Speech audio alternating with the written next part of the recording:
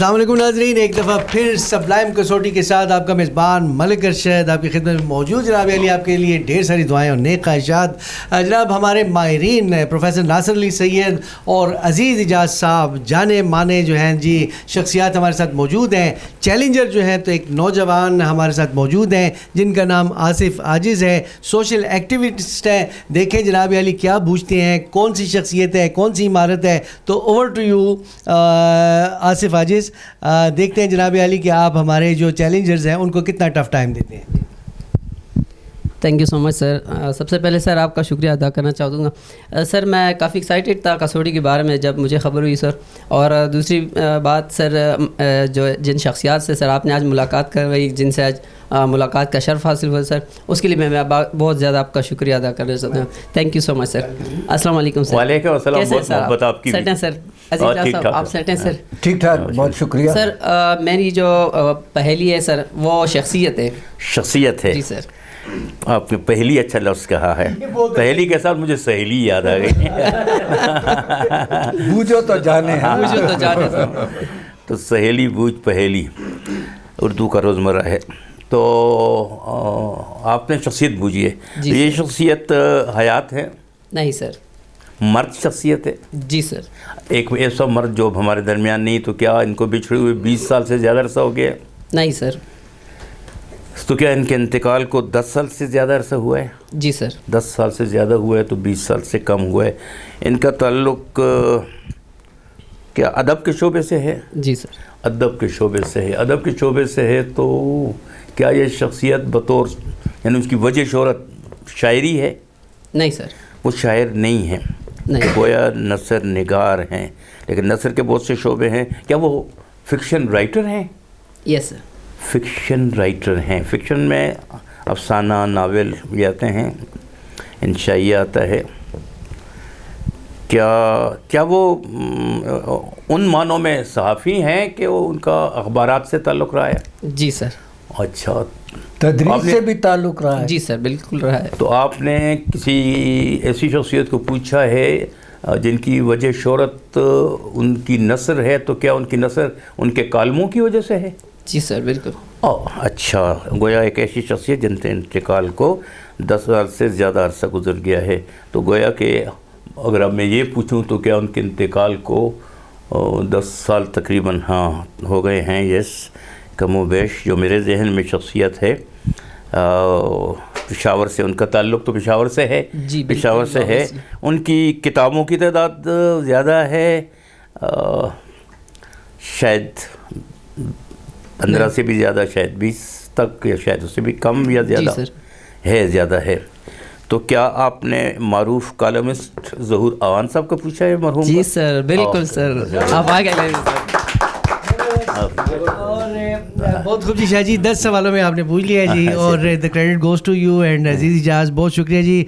और मैं चाहता हूँ कि हमारे जितने भी दोस्त हैं, साथी हैं, अहबाब हैं जो इस वक्त हमारा ये सबलाइम कसौटी देख रहे हैं, उनकी इन्फॉर्मेशन के लिए डॉक्टर ज़हूर अवान साहब के हवाले से कुछ बताएं, क्या क्या उन्होंने लिखा और क्या क्या उनके कारनामे थे थोड़े से। डॉक्टर ज़हूर अवान बुनियादी तौर पर तो प्रोफेसर से और अदब से उनका ताल्लुक़ इन हवालों से था कि उन्होंने की 1-2 छोटी किताबें उनके कॉलम लिखने के ज़माने से पहले शाये हो चुकी थी। ग़ालिबन एक किताब उनकी नज़ीर अकबर आबादी पर थी, और फिर उनका जो एक बड़े हवाले हैं, या उसको कह सकते हैं वो रिपोर्टाज निगारी के हवाले से, जो मेरा ख़्याल एक इतना अहम काम है कि शायद इससे पहले ये इतने बड़े पैमाने पे हुआ नहीं था। ये उनको, यानी मैं अदब के हवाले से अगर बात करूँ, जहाँ तक कॉलमों का ताल्लुक़ है तो रोज़नामा जिद्दत से ग़ालिबन उन्होंने आगाज़ किया था, जहाँ तक मेरी याददाश्त का ताल्लुक़ है। और उसके बाद ये मशरक़ चले गए थे, और मशरक़ के बाद ये रोज़नामा आज आ गए थे, और रोज़नामा आज में फिर इनका डेली कॉलम आता था। और ज़ाहिर है कि वो कॉलम जो है वो इस लिहाज से भी पॉपुलर था कि उसमें आम जो हमारे समाजी मसाइल हैं, हमारे पेशावर के मसाइल हैं, आम लोगों के मसाइल हैं, उनके हवाले से वो लिखते थे।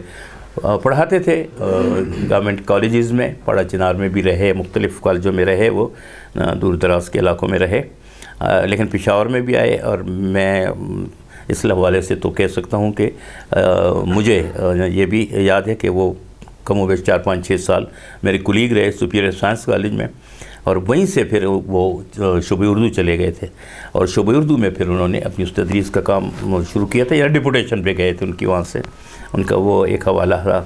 اور ظاہر ہے کہ ان کی کالموں کی کتابیں یکے بعد دیگر بہت آئیں، اور جس میں ان کے سفر نامے بھی شامل تھے۔ وہ امریکہ بھی جاتے رہے، اور امریکہ میں خاص طور پر جو 2-4 ہمارے دوست ہیں امریکہ میں، جن میں عتیق احمد صدیقی اور ڈاکٹر امجد اور ارشاد صدیقی، یہ 3 بڑے نام بھی شامل ہیں۔ ان کی جوہر میر سے بھی ملاقاتیں ہوئیں، لیکن بہرحال دوستی تو میں نہیں کہہ سکتا کہ ان 3 لوگوں سے ان کی بہت دوستی تھی، اور بلکہ یہ خود کو بھی یہی کہتے تھے کہ یہ ہم 4 درویش اکٹھے ہوتے ہیں۔ بہرحال ڈاکٹر امجد کی جو اس کو کٹیا وہ کہتا ہے، ان کا گھر ہے بہت خوبصورت، بالکل پشاوری انداز کا سجا ہوا، اس کے وہ سارے دالان اور وہ سب کچھ ہے، بلکہ ایک زمانے میں تو اس کی گاڑی کا نمبر بھی NWFP1 تھا جب اس کا نام نارتھ ویسٹ، ہاں جی یس۔ تو بہرحال وہ پھر بہت زیادہ، تو وہاں چونکہ مجھے بھی اتفاق ہوا ہے جانے کا، بلکہ میری کتاب کی رونمائی بھی ڈاکٹر امجد نے وہیں کرائی تھی، تو وہاں ان کا بہت زیادہ آنا جانا رہا۔ تو اس لیے ان کے جو سفر نامے تھے اس میں امریکہ کی تاریخ بھی ہے، ثقافت، امریکہ کی کیا ثقافت ہوگی، لیکن بہرحال جو حوالے بھی ہیں اس کے وہ ان میں موجود ہیں، اور میرا خیال ہے کہ ان کے سفر نامے زیادہ پاپولر یا عام معنی میں مقبول تو شاید نہیں ہوئے، اس کی وہ جو بھی وجہ رہی ہوگی، لیکن اگر ان کو پڑھا جائے تو بہت ہی دلچسپ ہیں، اور اس میں جو واقعات ہیں یکے بعد دیگر ہے، ایسے فطری انداز میں آتے ہیں کہ وہ خود اپنے آپ کو پڑھواتے ہیں آپ سے۔ تو میں یہ سمجھتا ہوں کہ